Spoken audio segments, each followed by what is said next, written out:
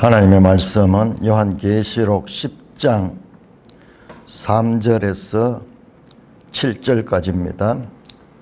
요한계시록 10장 3절 사자가 부르짖는 것 같이 큰 소리로 외치니 그가 외칠 때 일곱 우레가 그 소리를 내어 말하더라. 일곱 우레가 말을 할 때에 내가 기록하려고 하다가 곧 들으니 하늘에서 소리가 나서 말하기를 일곱 우레가 말한 것을 인봉하고 기록하지 말라 하더라. 내가 본 바 바다와 땅을 밟고 서 있는 천사가 하늘을 향하여 오른손을 들고 세세토록 살아계시니 곧 하늘과 그 가운데 있는 물건이며 땅과 그 가운데 있는 물건이며 바다와 그 가운데 있는 물건을 창조하신 이를 가리켜 맹세하여 이르되 지체하지 아니하리니 일곱째 천사가 소리 내는 날 그의 나팔을 불려고 할 때에 하나님이 그의 종 선지자들에게 하신 복음과 같이 하나님의 그 비밀이 이루어지리라 하더라. 하나님 아버지 은혜를 감사합니다. 오늘 요한계시록 10장을 통하여 하나님께서 말씀하신 뜻을 바르게 깨닫도록 성령 하나님 지도하시고 인도하여 주시옵소서. 예수님 이름으로 감사하며 기도드리옵나이다. 아멘. 자, 우리가 어제 이제 10장에 돌아왔습니다. 10장에 보니까는 10장에 등장하는 천사는 앞에 나오는 다른 천사들과 달리 아주 자세하게 묘사되어 있습니다. 그는 머리 위에 무지개가 있고 얼굴은 해같이 빛나고 발은 불기둥 같으며 손에는 펴놓인 작은 책이 있고 작은 두루마리입니다. 책이라기보다도 두루마리가 있고 그 다음에 음성은 사자가 부르짖는 것 같이 큰 소리로 외칠 때 그 외칠 때 일곱 우레가 그 소리를 말하더라. 일곱 우레가 말할 때 내가 기록하려고 하다가 곧더니 하늘에서 일곱 우레가 말한 것을 인봉하고 기록하지 말라 하더라. 어제 잠깐 봤죠? 자, 이 왼발은 땅을 밟고 오른발은 바다를 밟고 있는, 그러니까요 이 지구를 전체를 지배하는 거예요. 그 발 아래 땅과 바다, 지구는 땅과 바다로 구성되어 있죠. 바다가 더 면적이 많은 것을 이제 현대 이 지리는 그걸 발견했죠. 그러나 고대는 아무래도 땅이 더 많은 줄 알았을 거예요. 그런데도 바다가 먼저 나옵니다. 바다를 밟고 왼발은 땅을 밟고 있는 그 어마어마한 권세 있는, 그래서 힘센 천사라고 표현했습니다. 어제 말씀드렸지, 이 1장에 나오는 영화로우신 예수님, 영광을 받으신 예수님, 얼굴이 막 그 햇빛같이 빛나고, 그 다음에 그 발은 이 주석 같고, 빛나는 주석 같고, 그 다음에 그 일곱 등잔대 사이로 거니시는 그 영화로우신 주님의 모습과도 닮았지만은, 그러나 주님은 아니다고 말씀드렸습니다. 여기는 천사예요. 주님은 천사가 아니고 주님이시죠. 주님, 하나님이시죠. 근데 천사 가운데서도 힘센 천사니까는 아주 높은 계급의 천사 같아요. 천사 가운데 가장 높은 천사를 미가엘 천사, 미가엘. 누가 하나님과 같은가? 미각 할 때 미각 하는 뜻이 그런 뜻이에요. 누가 엘, 하나님. 누가 하나님과 같은가? 미카. 가브리엘 천사 있죠. 다니엘서도 나오고 누가복음에 나오죠. 하늘의 소식을 전해주는 가브리엘 천사. 라파엘 천사예요. 라파엘, 치료하는 천사. 아마 라파엘 천사는 계시록에 성경에 따로 나오진 않아 싶어요. 그러나 일반 그 서양 속설에 보면은 라파엘, 화가 가운데도 라파엘로라는 화가도 있죠. 그럼 천사들이 하는 역할들이 다 있어요. 앞에 봤잖아요. 하늘 네 모퉁이에 서서 바람을 통제하는, 그들이 잡고 있는 바람을 놓아버리면 온 세상이 막 바람으로 그리고 하늘에서 이 땅을 주관하고 있다 이 말이야. 하늘 보호자가 있고, 보호자 이 아래에는 천천만만의 천사들인데, 그 천사들이 여러 개 나옵니다. 제가 지금 따로 요 10장까지 빼봤는데 한 12명의 천사가 나왔어요. 그리고 따로 규명되지 않는 만만천천의 이 천사들도 있고 있습니다. 그런데 그들이 이 땅에서 모든 일들을 그 하늘에서 통제하는 거예요. 통제하는 거예요. 그러니까 왜 이런 걸 보여주는가? 우리가 이 계시록을 통해서 계속해서 이 계시록은 누구에게 주나? 교회에게 주는 말씀이다. 2장 3절 나오죠. 일곱 교회는 이 세상에 오고 오는 모든 교회를 암시하는 그와 같은 거예요. 그 교회가 이 하늘 장면을 통해서 이길 수 있도록 하시기 위하여 하나님께서 이 계시록을 통해서 이 말씀하시고 계신다. 자, 일곱 우레가 말한 것을 기록하려고 하니까는 기록하지 말라. 그건 임봉하고 그냥 기록하지 말라. 그렇게 말했습니다. 자, 여기에서 우리가 아모스를 한번 찾아보겠습니다. 아모스 3장. 자, 계시록은 구약의 선지서뿐만 아니라 구약 성경 전체가 여기 다 들어와 있습니다. 그러니까는 마치 화가가 그림을 그리는데 파레트에 물감을 쫙 짜잖아요. 전문가들은 물감이 많거든요. 최소한 기본이 12색이고 그 다음에 그 중간 간색이라는 색깔이 많이 있어요. 구약 성경이라는 파레트에다가 거기다 화가가 탁 빨간색을 찍고 그 다음에 흰색을 찍고 그 다음에 거기다 노란색도 좀 찍어 써가지고 이렇게 혼합하듯이 그렇게 기록되는 거예요.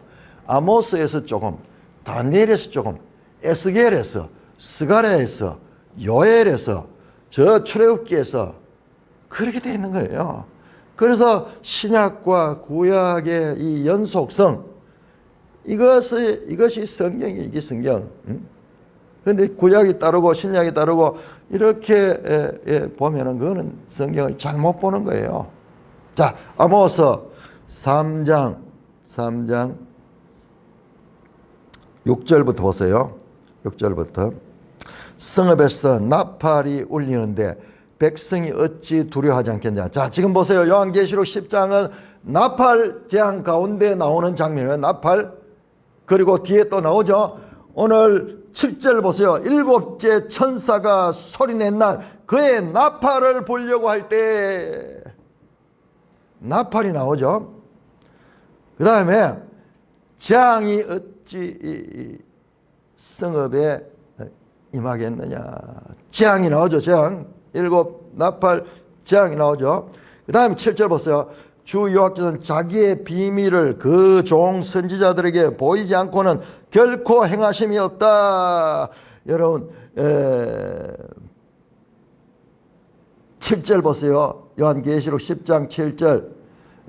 그의 나팔을 불려다 하나님이 그의 종 선지자들에게 전하신 복음과 같이 그 종 선지자들에게 이 보이지 아니하시고는 결코 행하심이 없다. 아모스 3장 7절입니다. 그 다음에 8절 보세요. 아모스 3장 8절. 사자가 부러진 적 누가 두려워하지 않겠는가. 여러분 보세요. 계시록 10장 3절에 사자가 부러지는 소리같이. 그러니까 이게 이 아모스의 이 메시지도 여기에 지금 들어와 있는 것입니다. 자, 그리고 이 일곱 우레가 말한 것은 임봉하라. 그리고 기록하지 말라. 자, 임봉하라는 것은 다니엘 12장을 한번 찾아볼까요? 다니엘 12장에, 자, 다니엘 12장은 오늘 여러분 보게 될 것입니다. 다니엘 12장에 보시면은 12장의 4절에 보면은 다니엘아 마지막 때까지 이 말을 간수하고 이 글을 봉함하라. 9절도 이 말은 마지막 때까지 간수하고 봉함할 것이라 임봉하라 하는 것 같은 말입니다. 자, 여기도 7 우레가 말한 것을 임봉하라. 그러니까 7 우레가 말한 것. 지금 이 다니엘에서 봉하는 것은, 다니엘에게 봉하는 것은 이 계시록에 나타나요. 나타나는데 요한에서 이것이 이제 드러나는데, 그런데 요한이 경험한 7 우레의 소리는 마치 다니엘이 이 계시록에서 펼쳐질 것을 봉함했듯이 7 우레가 바란 그것은 봉함시켰어요. 그래서 하나님께서 그 종 선지자들에게 하나님 뜻을 계시하지만은 모든 것을 다 계시하지 않아요. 구약의 다니엘에게 계시한 것도 한계가 있었어. 그래서 봉함되어 있었어. 그런데 계시록에서는 그것이 열려집니다. 그러나 이제 요한에게만 계시된 7 우레의 소리는 기록되지 않고 봉함되어야 될 거예요. 봉함되어야. 그래서 우리에게 하나님께서 하나님 뜻을 다 계시하지 않습니다. 샅샅이 다 계시지 않아요. 많은 부분이 아직까지 감추어져 있는 여지가 있다는 것을 알 수가 있습니다. 자, 그런 다음에 5절에 보니까 내가 본 바 바다와 땅을 밟고 서 있는 이 천사, 여러분 보세요. 이 천사 어마어마하죠. 바다와 땅을 밟고 있는 한 천사. 이 계시록을 읽을 적에 한 절 한 절 뜻을 새기면서 읽어야 돼요. 어마어마한 권세를 가진 그 천사가 하늘을 향하여 오른손을 들고, 여러분 다니엘 12장 7절 한번 보세요.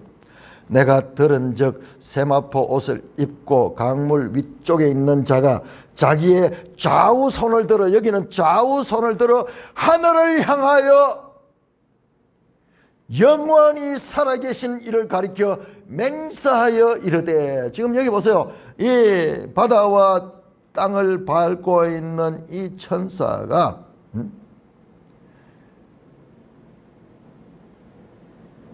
바다와 그 가운데 있는 물건을 창조하신 이를 가리켜 맹세하여 이르되. 여기는 오른손을 들고 맹세하고 있고, 다니엘은 두 손을 들고 있고, 그리고 이 천사와 이 천사는 다릅니다. 다니엘 천사는 두 사람이야. 하나는 강 이쪽에 있고 하나는 강 저쪽에 있는 그 천사였고, 세마포 옷을 입고 있다고 합니다. 그런데 여기에는 이 바다 위에 발을 얹고 땅 위에 발을 얹는 이 힘센 천사가 나오는데, 그런데 비슷하게 지금 행합니다. 자, 그러면서 이 힘센 천사라고 말하겠습니다. 이 힘센 천사가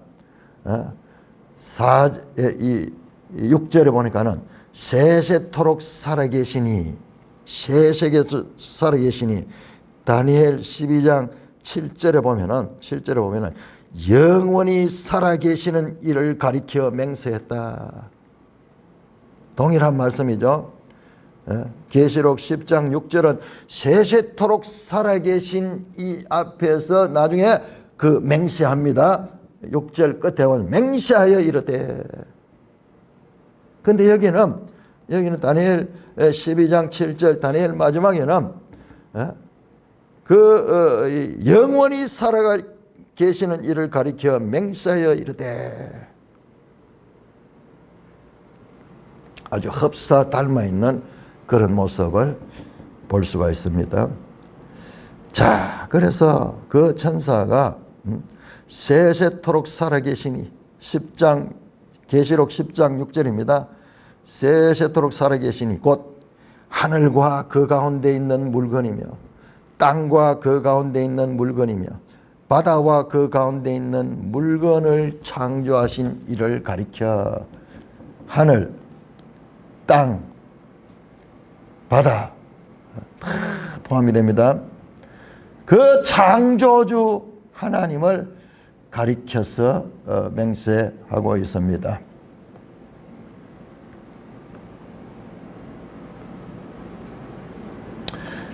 자,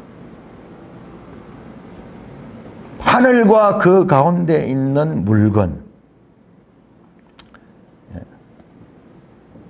이 물건 가는 게 크티조, 크티조, 창조하다. 하나님이 창조한 피조물을 가리킵니다. 그 다음에 땅과 그 위에 있는 것을, 그 위에 있는 물건, 그 크티조, 피조물, 그리고 바다와 그 가운데 있는 피조물. 그러니까 뭡니까? 하늘, 땅, 바다, 이 지구 전체, 우주를 창조하신 분. 어마어마한 스케일입니다.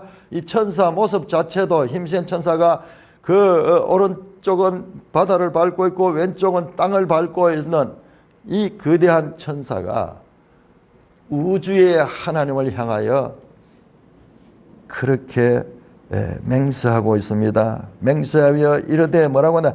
지체하지 이르지 아니라, 지체하지 아니라. 뭡니까? 이제 곧 때가 됐다 하는 말이에요. 이제 더 이상 기다릴 필요가 없다. 이제 때가 됐다 하는 겁니다. 자, 6장 10절 가세요. 6장 10절에 보니까는 6장 10절 다섯째 인을 뗄 적에 그 제단 아래 있던 순교자들이 하나님을 향하여 호소합니다. 언제까지 저 땅에 거하는 자들, 교회를 박해하고 우리를 죽였던 그 자들을 심판하고 그들에 대한 우리의 피를 언제 갚아주겠나? 우리를 언제 신원해 주시겠습니까? 그렇게 했을 적에 말합니다. 잠시 동안 기다려라. 때가 아직 되지 않았다. 그 수가 찰 때까지는 기다리라. 그러면서 흰옷을 입히며 기다리게 했죠. 아직까지 때가 안 됐다. 그런데 여기는 뭐냐? 지체하지 않으면 때가 됐다. 이제 더 이상 기다릴 필요 없다 하는 거예요. 기다리면 돼요. 자, 7절입니다. 어마어마한 내용이 나옵니다.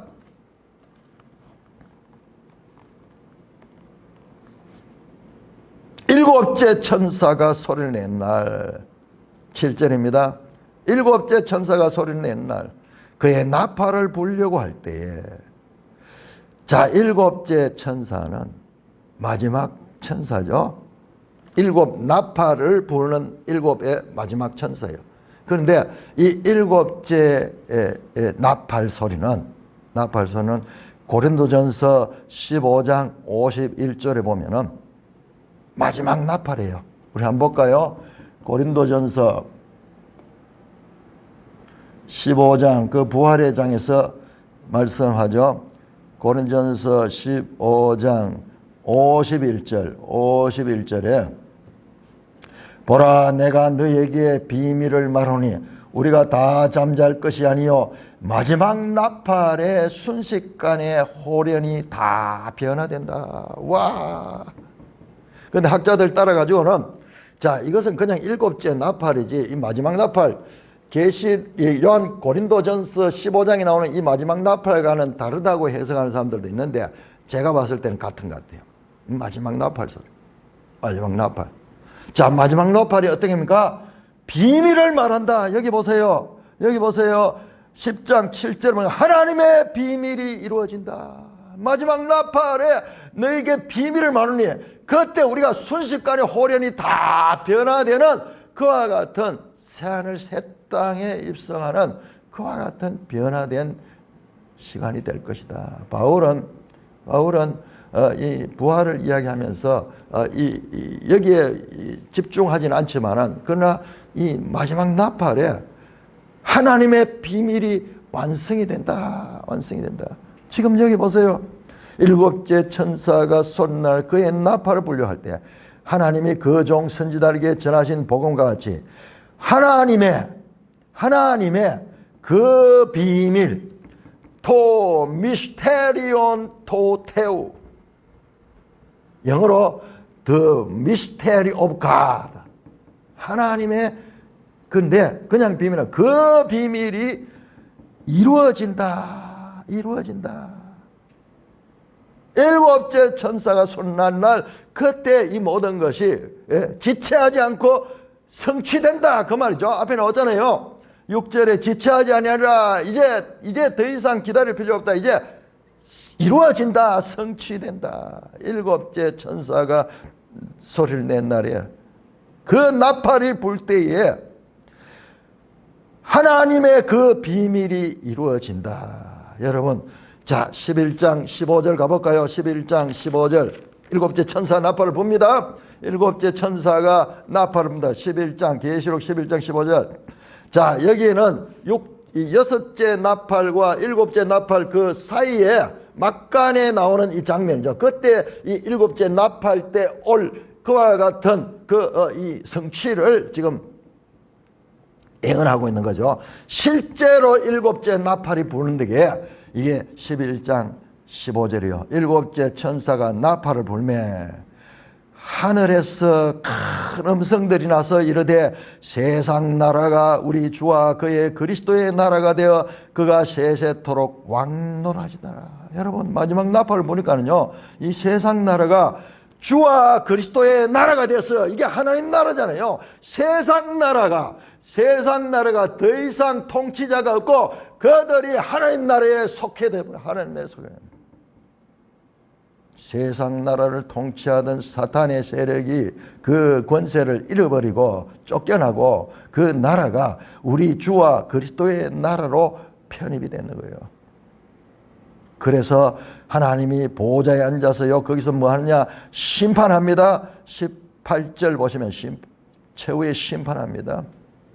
선지자들과 성도들과 작은 자든지 큰 자든지 주의 이름을 경외하는 자들에게는 상을 주시고 그 상이 뭐냐 새하늘 새 땅 그 영광의 나라에 들어가는 상이에요. 일곱 교회에 이기는 자들에게 주신다는 그 상이에요. 그 상. 그 다음에 땅을 망하게 하는 자들을 멸망시키는 그렇죠. 마치 이 알곡과 가라지를 구별하듯이 좋은 물고기와 나쁜 물거리를 구별해서 버리듯이 알곡과 가라지를 구별해서 알곡은 창고에 들이고 가라지는 불태우듯이 지금 그 이야기잖아요. 그러니까 일곱째 나팔이 불면은 이 세상 나라가 하나님 나라 된 거예요. 이게 결과적으로 새하늘 새 땅인 거예요. 여러분 제가 말씀드렸듯이 지금 반복 구조를 지금 내가 강조를 한 거예요. 반복 구조. 저 계시록의 새하늘 새 땅 이야기는 저 끝에 나오는 것이 아니라 이미 일곱 교회 이기는 자들에게 이미 났고 7장에 14만 4천과 그리고 셀 수 없는 흰 옷을 입은 무리들에게도 새하늘 새 땅이 이미 나타났고 지금 이 일곱째 나팔 때도 그 새하늘 새 땅이 이미 나타나 있는 거예요. 반복적으로. 그러니 일곱째 나팔은 마지막 나팔. 자, 그러면 다시 이어지는 그 일곱 대접은 뭐냐?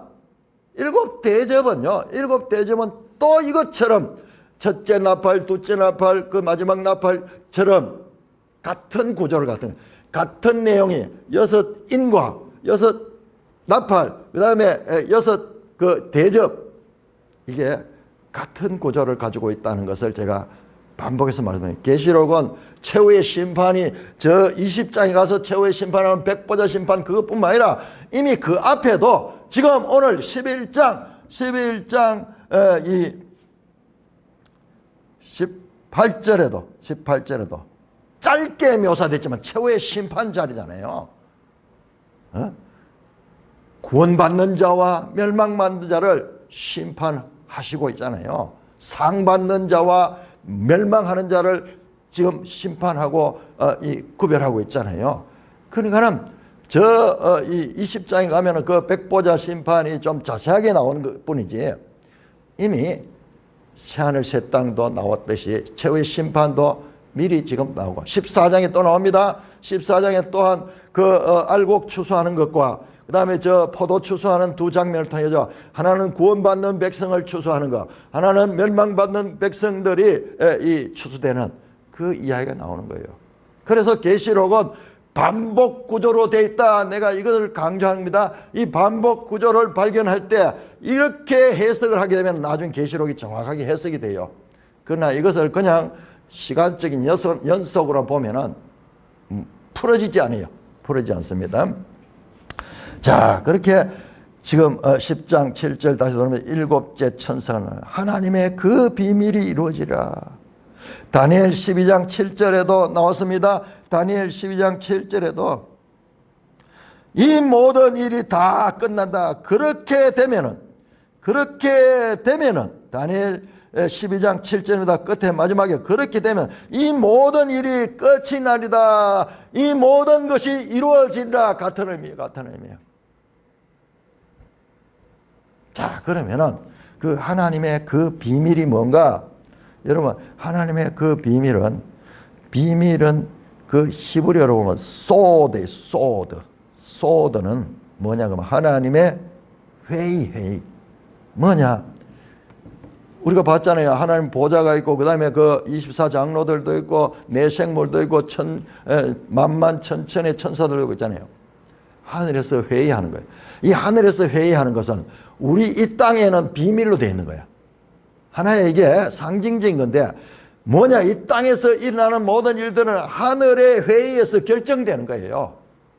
대표적인 저 열왕기 22장입니까? 거기 보면은 미가야 선지자가 하늘 보좌에 회의하는데 가보니까는 하늘 보좌에서 회의를 하는데 어떤 신하가 나와가지고 이야기하고 어떤 신하가 이야기하면서 의견을 냅니다. 그래서 어떤 한 신하가 내가 아합에 가서 거짓하는 영이 돼가지고 그를 부축해가지고 전쟁에 나가도록 하겠습니다. 그러니까 정말로 이 땅에서 아합이 만용을 피우면서 전쟁에 나갔다가 죽어버리잖아요. 미가야가 그 장면을 봤던 거야. 그래서 왕에게 그 전쟁에 나가지 마라 그러는데 미가야가 헛소리한다 그러면서 미가야는 내가 돌아와서 너를 감옥에 쳐넣어가지고 니한테 고생을 실컷 시킬 거야. 니 그때 맛 좀 봐라. 그러면서 전쟁에 갔다가 그때 미가야가 왕이 그렇게 될 수 있다. 왕의 말대로 될 수 있다면 정말 참 감사하겠습니다. 왕은 그러나 돌아오지 못합니다. 그 전쟁이 죽잖아요. 땅에서 일어나는 사건들은 하늘 회의에서 결정이 되는 거예요. 지금 그걸 우리에게 보여주는 거예요. 자, 그래서 그 하나님의 비밀, 이게 바로 신명기 29장 29절의 그 말씀이에요. 나타난 것은 우리와 우리 후손들에게 속한 거고, 감추어진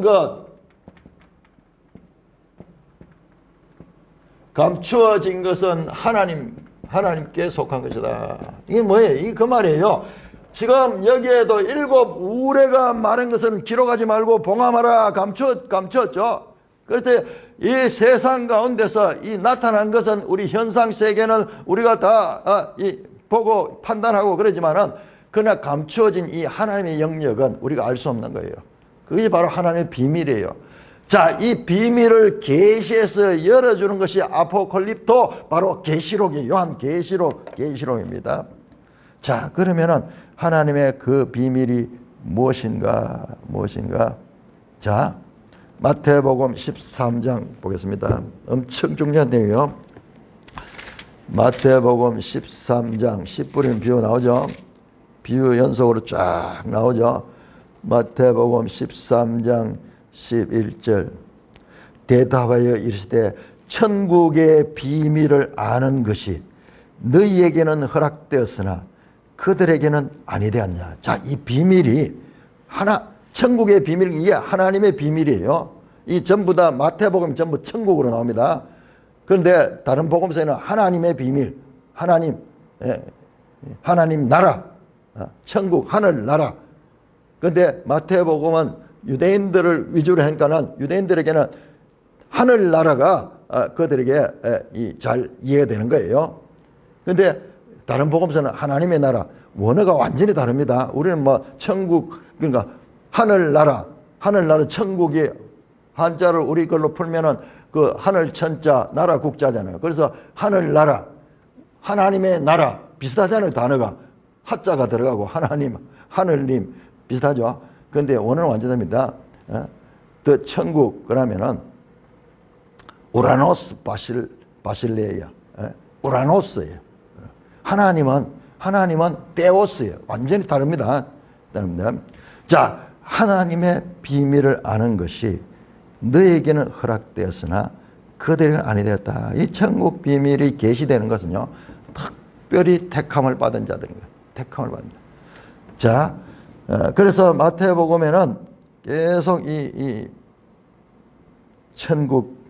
천국에 관한 메시지가 전개되죠.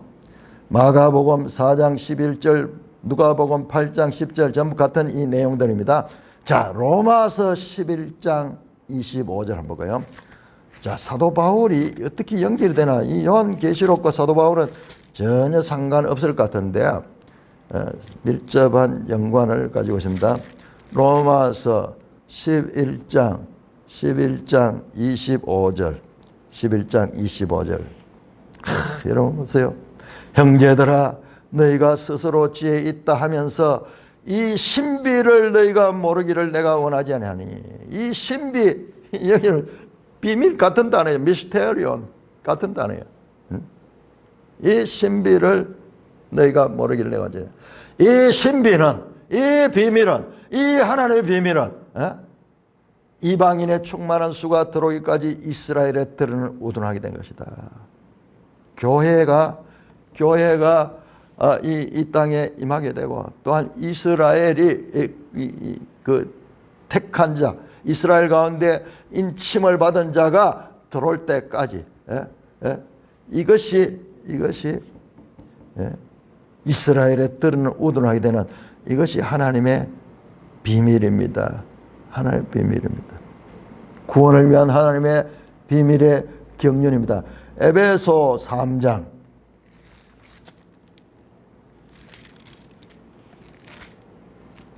에베소 3장 3절 4절 에베소 3장 3절 4절 곧 계시로 내게 비밀을 알게 하신 것. 여러분, 사도 바울도 그 비밀 감추어진 것이 사도 바울에게 하나님께서 열어주셨는 거예요. 계시로 내게 비밀을 알게 하신 것은 사도 바울도 계시를 받은 거예요. 내가 먼저 간단히 기록함 같으니 그것을 읽으면 내가 그리스도의 비밀을 깨달은 것을 너희가 알 수 있으리라. 하나님의 구원의 경륜. 다음에 9절 보세요. 9절. 영원부터 만물을 창조한 하나님 속에 감추었던 이 비밀의 경륜이 어떠한 것을 드러내게 하려 하십니다. 이제 드러내 주시는 거예요. 그 하나님의 비밀 속에 감추었던 것들이 이제 드러내는 그와 같은 때가 다니엘에 봉함하여진 것이 이제 열려지듯이 그 비밀이 이제 드러나고 있는 것입니다. 자, 로마서 16장 마지막 장이죠. 로마서 16장 25절 26절. 이거 보세요. 25절부터 봐야 돼. 25절. 나의 복음과 예수 그리스도를 전파함은 영세전에부터 감추어졌다가 감추어진 거 하나님께 속한 거예요. 이 우리에게는 나타나지 않은 거예요. 이것이 감추어졌다가 이제는 나타나신 바 됐다. 이제는 그 종들에게 그것을 나타내신 바 된 거예요. 영원하신 하나님의 명을 따라 선지자들의 글로 말미암아 모든 민족이 믿어 순종하게 하시려고 알게 하신 바 그 신비의 계시를 따라 된 것이다. 하나님의 그 비밀, 하나님의 구원 역사에 있어서 교회를 통한 그 비밀, 이 구원하시고자 하는 그 비밀이 이제 완성이 된다, 이루어진다. 그와 같은 말씀을 하고 있는 것입니다. 일곱째 천사가 소리를 낸다. 자, 8절입니다. 자, 8절에서 11절까지 교독합니다. 요한계시록 10장 8절. 하늘에서 나서 내게 들리던 음성이 또 내게 말하여 이르되 네가 가서 바다와 땅을 밟고 서 있는 천사의 손에 펴놓인 두루마리를 가지라 하기로. 내가 천사에게 나아가 작은 두루마리를 달라 한즉 천사가 이르되 갖다 먹어버리라. 내 배에는 쓰나 내 입에는 꿀같이 달리라 하더라. 내가 천사의 손에서 작은 두루마리를 갖다 먹어버리니 내 입에는 꿀같이 다나 먹은 후에 내 배에는 쓰게 되더라. 그가 내게 말하기를 네가 많은 백성과 나라와 방언과 임금에게 다시 애언하여야 하리라 하더라. 자, 중요합니다. 지금 여기서는요, 일단 여기 주어가 누군가를 봐야 돼요. 자, 지금까지 요한은 관찰자의 입장, 관찰자. 요한입니다. 여기 등장한 인물은 우리는 그냥 두루마리를 먹으라 그래서 막 그러셨는데, 지금 요한은 지금까지 관찰하면서 이 모든 것을 기록했잖아요. 그런데 여기서는 지금 하늘에서 나서 내게 들리던 음성이 내게 말해야 돼. 요한에게 말했는 거야. 그러니까 이 음성은 바다와 땅을 밟고 있는 힘센 천사가 아니에요. 그냥 그 일곱 우레의 소리 같은 그 소리, 그 말을 하는 그 음성이에요. 음성이. 가서 바다와 땅을 밟고 서 있는 천사의 펴놓인 두루마리를 가지라. 그 천사에게 가가지고 그 손에 있는 두루마리를 가지라 그런 거야. 마치 5장에서 어린 양이 보좌에 앉으신 하나님 오른손에 있는 그 두루마리를 취하듯이, 취해서 그 인을 떼듯이. 그런데 거기에는 인봉되어 있었는 두루마리인데 여기는 펼쳐져 있는 두루마리예요. 펼쳐 있는 두루마리.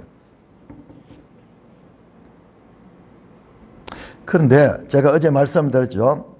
자, 여기에는 앞에서는 보세요. 작은 두루마리라고 그렇게 했죠. 2절에는. 그런데 여기에 8절에는 그냥 두루마리라 되어 있어요. 그래서 원어상으로 여기에 두루마리,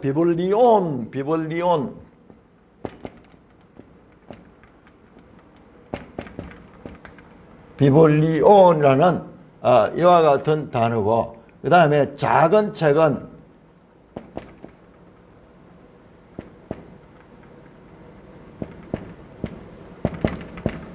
비블리다이온 돼서 요건 작은 책이에요. 작은 책. 자, 이거는 그냥 두루마리. 자, 지금까지 자, 5장에 나왔던 하나님 오른손에 있던 그 두루마리는 이 비블리온입니다. 그런데 여기 10장에 나오는 이 작은 힘센 천사가 가지고 있는 이 책은 비블리다이온, 작은 책. 그런데 여기에서는 8절에서는 천사의 손 펴놓인 두루마리를 가지다. 요거는 비블리온을 가리켜요.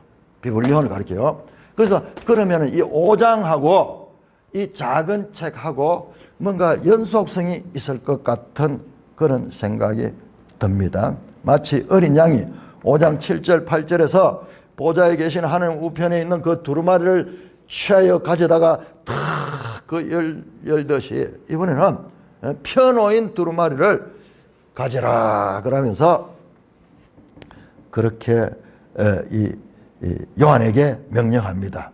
마치 다니엘에게 명령하듯이 요한에게 명령을 합니다.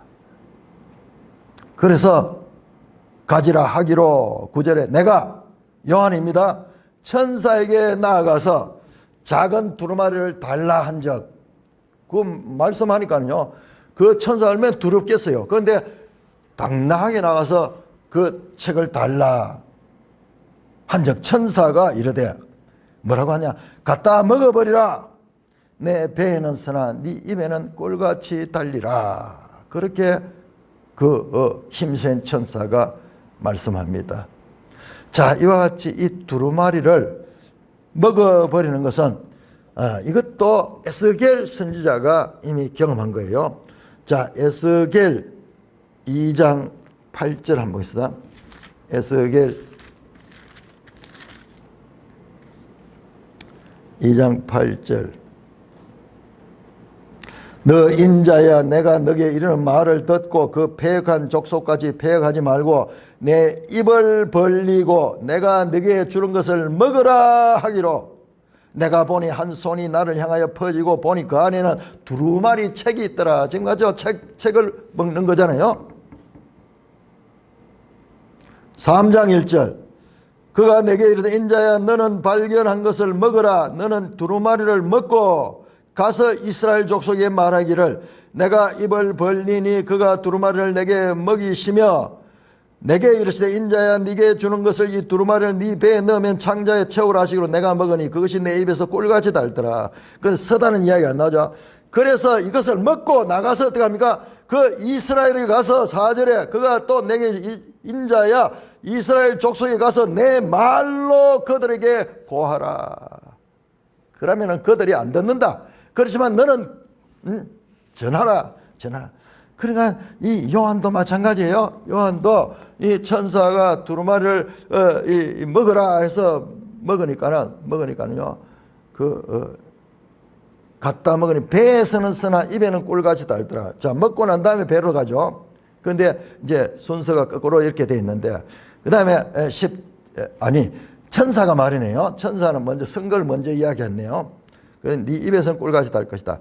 그래서 내가 천사에서 작은 두루마리를 갖다 먹어보니 내 입에는 꿀같이 달고 먹은 후에 내 배에서는 쓰게 되더라. 자, 이게 무엇인가? 9절 10절은 복음이 이 세상에서 언제 어떻게 역사하는 것을 상징적으로 보여줍니다. 복음이 언제 마지막 나팔이 불 때 그 모든 것들이 다 완성될 것이며 그때가 될 때까지 어떻게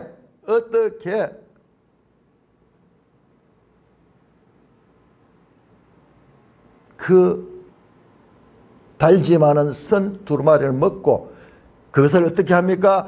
11절에 보시면은 네가 많은 백성과 나라와 방언과 임금에게 다시 예언해, 다시 말씀을 선포해.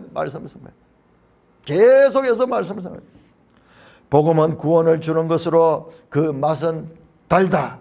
그러나 세상은 복음을 거부하고 대적한다.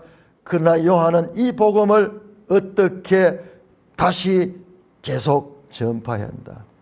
주님은 우리를 강압적으로 보내지 않습니다. 먼저 풍성히 먹게, 달콤한 말씀을 먹게 하십니다. 하나님이 우리를 지배할 때, 세상을 향해 나가게 할 때 먼저 복음의 단맛을 충분히 취하게 하시고 그 복음의 단맛은 고난의 선맛을 감당할 수 있는 힘을 주시게 됩니다.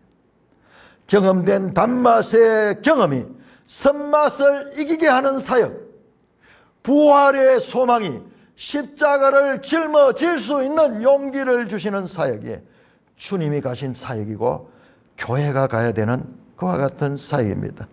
내적으로 솟아나는 그 기쁨이 외적으로 오는 핍박을 견뎌낼 수 있는 사역을 능히 행할 수 있는 힘과 소망을 주신다는 것입니다. 먼저 풍성하게 두루마리를 먹어야 됩니다. 이 두루마리를 먹지 않고는 싸울 수가 없어요. 싸울 수 없습니다. 그래서 말씀합니다. 11절에 그가 내게 말하기를 너가 많은 백성과 나라와 방언과 임금에게 다시 예언하여야 하리라. 자, 이렇게 요한 개인에게 말하죠. 그런데 11장으로 넘어가면요. 자, 이게 요한이 정인의 역할이죠. 두 정이 나옵니다. 교회가 나오는 거예요.